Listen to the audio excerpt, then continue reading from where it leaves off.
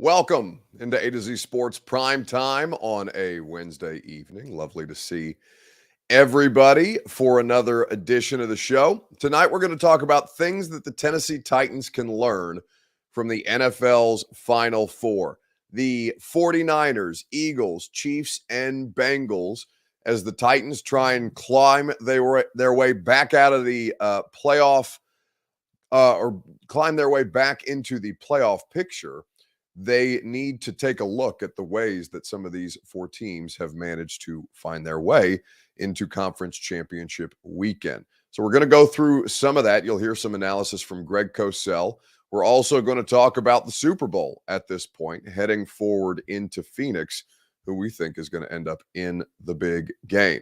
A lot of ground to cover and looking forward to doing it with you guys. Before we do that, though, need you to share this show on Facebook, YouTube, Twitter, and on Twitch. If you're hanging out on Twitter, please retweet the show. Bottom right-hand corner of your screen is where you do so. If you are on Facebook Live, like Karen O'Keefe, you can share not a public. That's in the bottom left-hand corner of your screen. YouTube or Twitch, like William Jones or Hunter Boyd. We would be grateful if you like the video. Subscribe to the channel. If you haven't done so already, make sure that you tell a friend to do the exact same if you need to get more people involved, or if you would like to get more people involved. We always welcome more of you guys in our discussion here on the Primetime Show. Now that more of you are here and more of you will continue to make your way into the broadcast, we can go ahead and get this thing up and rolling. Welcome into A to Z Sports Primetime from the Superbook Sports Studios. I'm your host, Buck Rising, and I am proud, as always, to be presented to you by True Math Fitness in the Gulch. In fact, I'm going to be at True Math Fitness tomorrow morning, 6 a.m. You can get your new year started with a new way to work out. TrueMathFitness.com is where you go for your first workout free as a Middle Tennessee resident. The Ashton Real Estate Group of RE/MAX Advantage, the Intel edge you need to succeed, can be found at the GaryAshton.com, the official real estate agent of the Preds and A to Z Sports Prime Time. Two Rivers Ford 2023 model year Fords available right now at the dealership in Mount Juliet. Go to Two Rivers Ford for the best car buying experience possible. And Superbook Sports, where you can wager on all your favorite sports, including the NFL, college basketball, the NHL, and everything in between. Download the Superbook app today. So as we look at the Final Four bracket, the games this Sunday, Championship Sunday, first the Bengals at the Chiefs, a rematch not just from the regular season this year, but last year's AFC Championship game, in which the Bengals came out victorious, went to the Super Bowl, and ultimately fell to the Rams. Then there's the Eagles and the 49ers. The Eagles in the NFC Championship game for the first time since 2017, and the Niners, who are in their third championship game appearance in the last 4 seasons. So now, as the Titans look to kind of retool and get this thing back off the ground, I don't think anybody around here would use the term rebuild at this stage. I think we've talked about kind of the idea of them going through a soft rebuild, maybe not so soft, with 7 straight losses this season and trying to find their way back in. The question becomes, okay, what can the Titans take from these 4 teams at this point? So the question that I want to start with is about the 49ers on Facebook, YouTube, Twitter, and Twitch. What can the Titans learn from the 49ers on offense? Give me your response in the comment section. We'll discuss at length together. There's a variety of different ways that you can approach this subject, and you'll hear from Greg Cosell of NFL Films momentarily. Restructure, says John Lasseter, a better term to use for the Titans, what they're going through.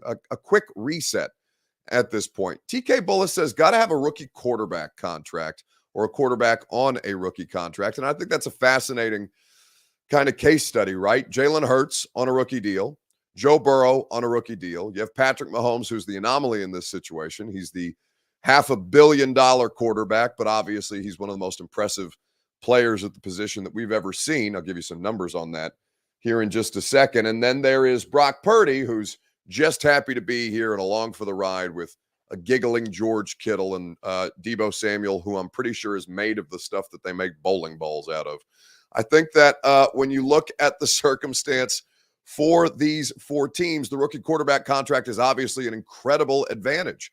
And that is something that, at this point, the Titans are not in a position to do, because even if they were to draft a rookie quarterback this year and do currently have a rookie quarterback contract on their books, you're still dealing with a veteran quarterback contract who you have at least one more season of until such time as you are able to move him.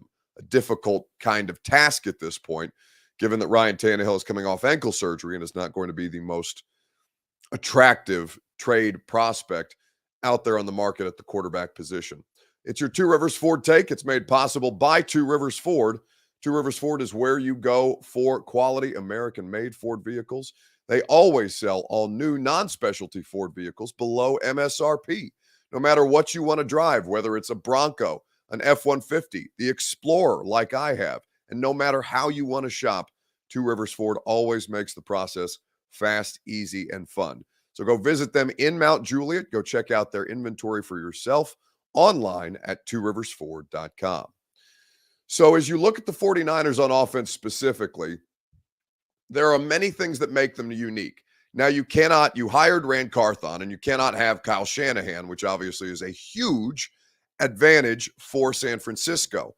There are very, very few teams who could win at the rate that the Niners do, despite how often they have had to deal with a shuffling deck at the quarterback situation. Think about it this way, because Garoppolo has been unhealthy at points in time. They've had to find ways to win games with Nick Mullins. They've had to find ways to win games with C.J. Beathard. And now they're finding ways to win with Brock Purdy at quarterback, literally the last pick in the NFL draft. Brock Purdy seems to be better than his draft pedigree or his draft selection might indicate, given that the Titans took Malik Willis in the third round. Desmond Ridder has not been able to execute at the level that Brock Purdy has. And even Kenny Pickett obviously has had his struggles, whereas Brock Purdy has yet to lose an NFL start. He obviously has a tremendous amount of advantages on that roster and on his coaching staff. But there is one thing that is unique about the way that the 49ers play offense, and it's something that I thought Greg Cosell was very, very intelligent on, as he always is, on today's episode of our podcast, The Install. This is a common experience for the untrained eye like myself, but I keep stopping the game during when the Niners are on offense to see who's in the backfield, right? Who's out wide? Is it Mitchell back there? Is it Deebo Samuel? What are they doing with McCaffrey? Where is he? What kind of formation is this specifically? Like, I'm having to take it piece by piece. To make sure that I've got everything straight. It's funny you say that, because there's certain teams on either side of the ball where with each play, I have to kind of at the beginning of each play say, okay, where is everybody? Fortunately, I have almost like a ticker thing at the bottom that tells me who's on the field, but it doesn't tell me where they are. So I have to kind of look, and the Patriots are like that with their defense. Every play it's like, okay, who's on the field and where are they? And the Niners are like that with their offense. Each play you have to kind of say, okay, where's McCaffrey? Oh yeah, Debo's in the backfield. Oh, where's Kittle? Oh, Kittle's split all the way out. And that's what they do. So defensively, you have to have a plan that is simple to execute, because you can't get caught up in having to communicate in detail on every single play. That's too much mental gymnastics. Then guys won't be able to play. So not only do they have a situation where they have a very, very gifted play caller who understands how to scheme guys open, right? I've heard several times discussed on other teams' broadcasts this year.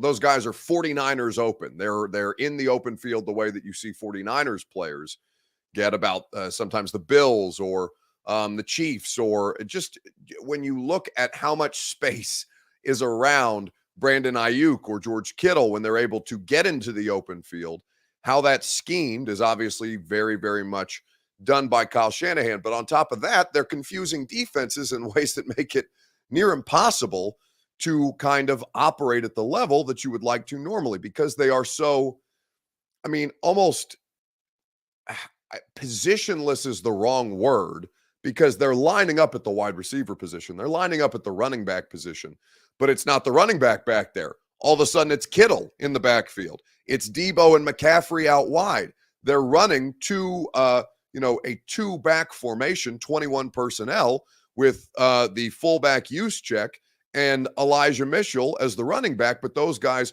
aren't geographically where you would assume that the running back and the fullback want to be.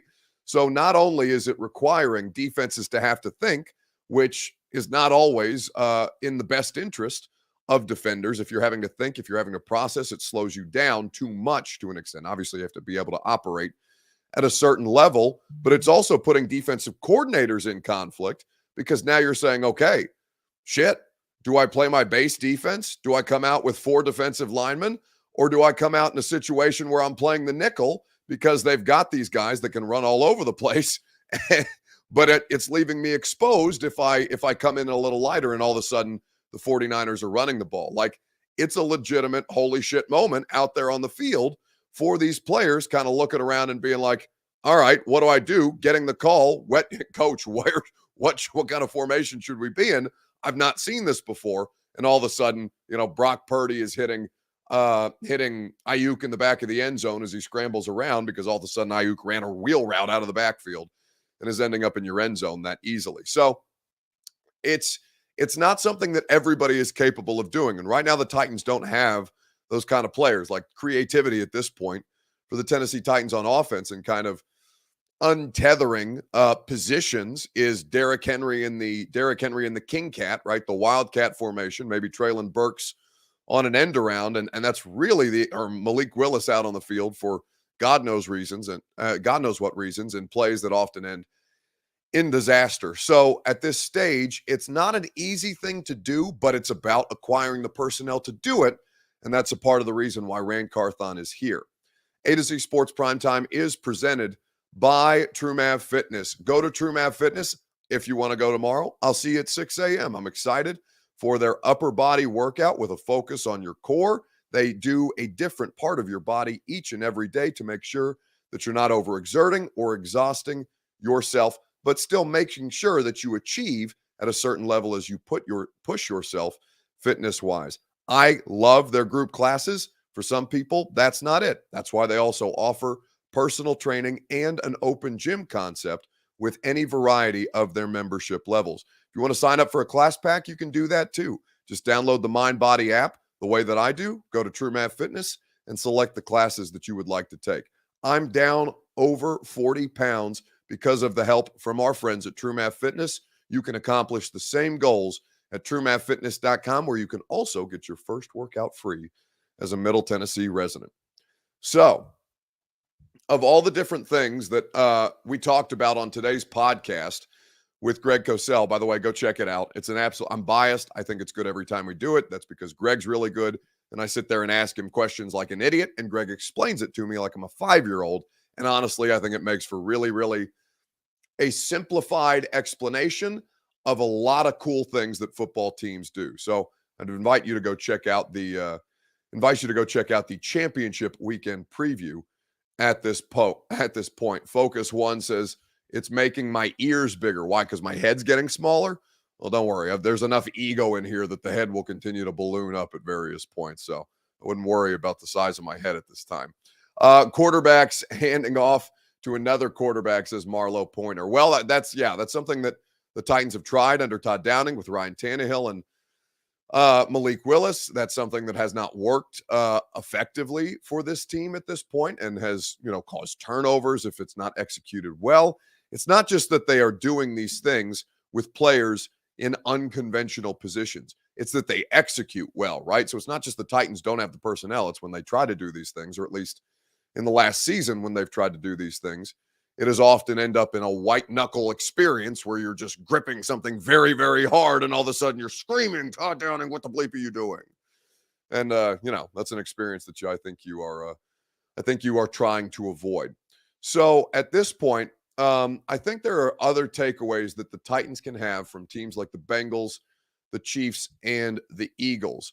We'll talk about those things as well right after I remind you that A to Z Sports Primetime is made possible by the Ashton Real Estate Group of RE/MAX Advantage. GaryAshton.com, your dream address without the stress. Make sure you get the intel edge you need to succeed in this red hot Nashville real estate market. Whether you are in the market to sell your home, you can sell for more with Gary Ashton.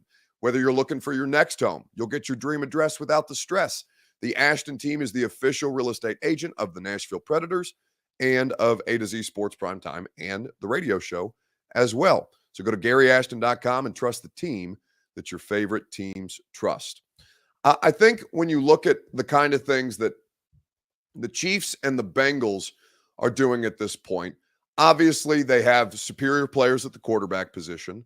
Mahomes is both physically and athletically gifted in ways that very few people are, and also this season has been playing the quarterback position at as high a level as we've ever seen him. Whereas Burrow, well, I'll just let Greg Cosell explain this in his words.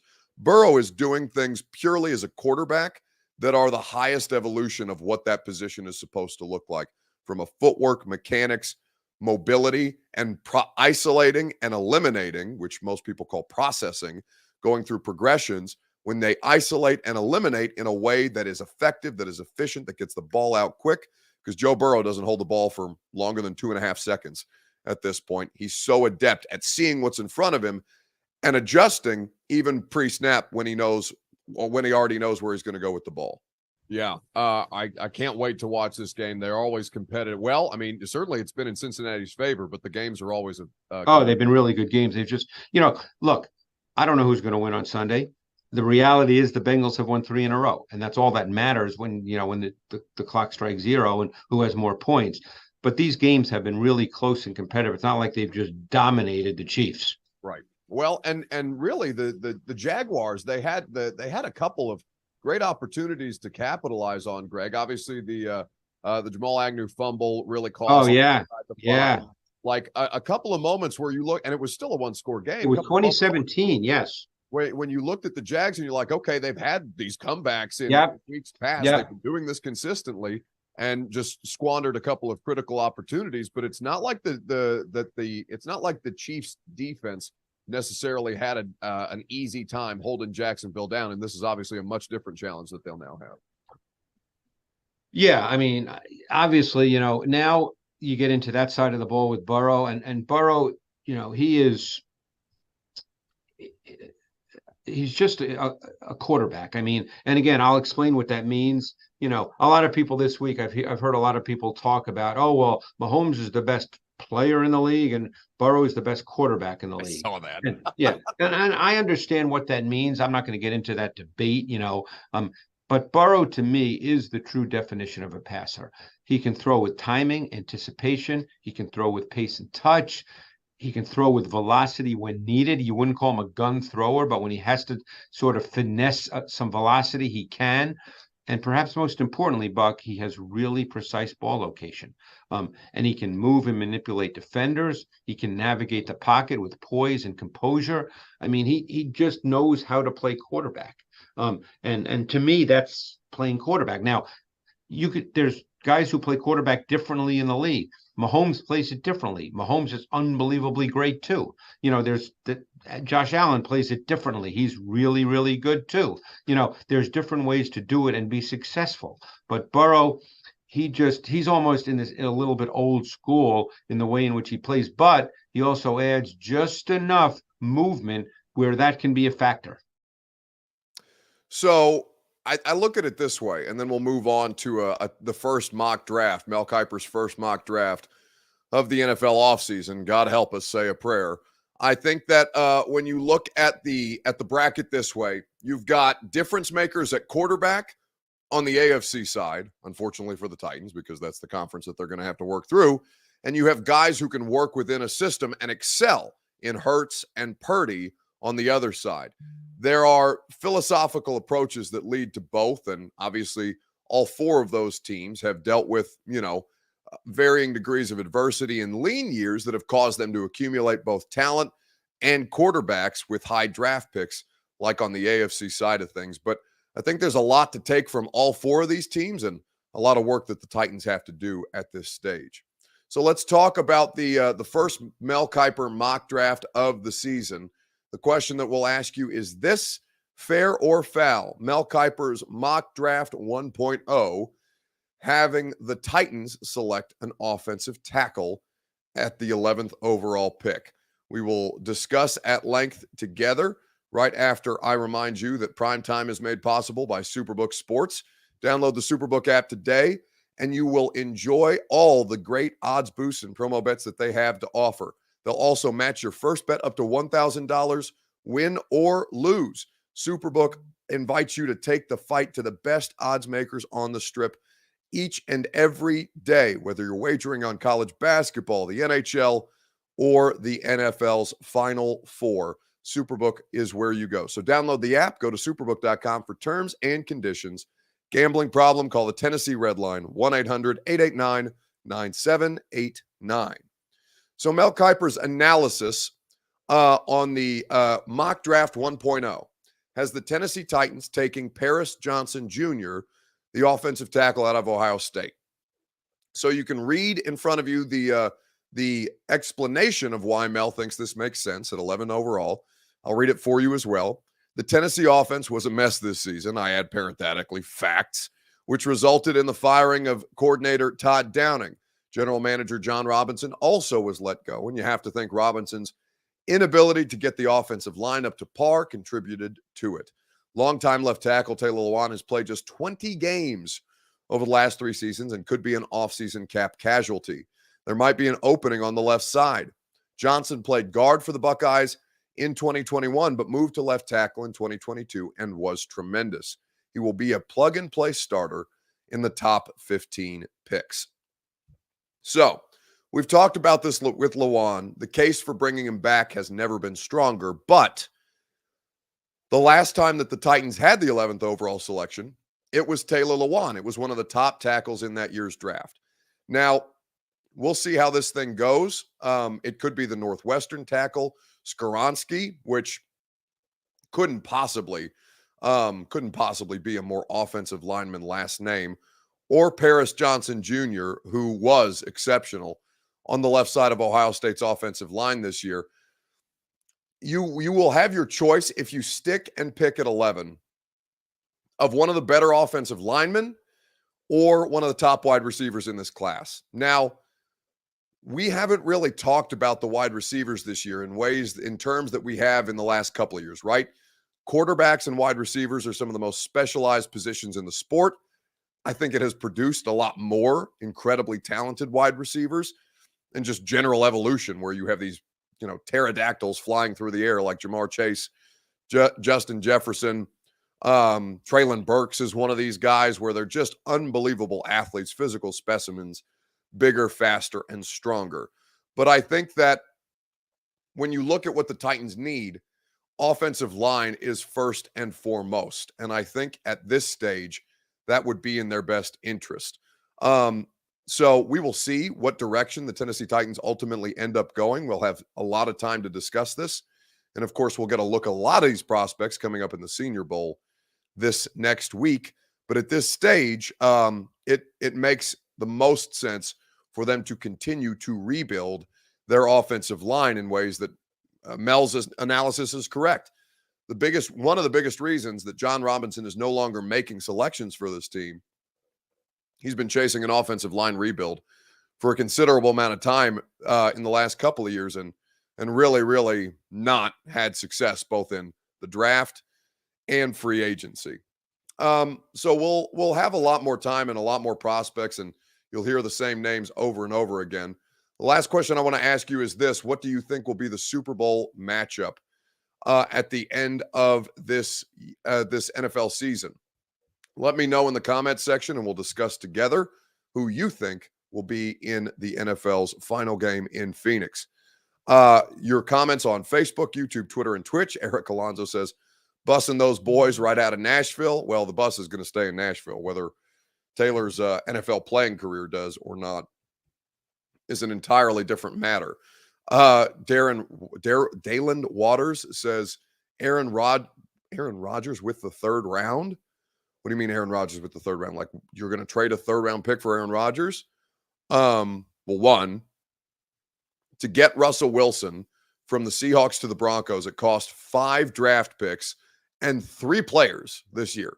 So you're not getting the 3-time NFL MVP and one of the most talented quarterbacks at the position for simply a third-round pick. You also have to assume $60 million worth of contract that he is owed in 2023.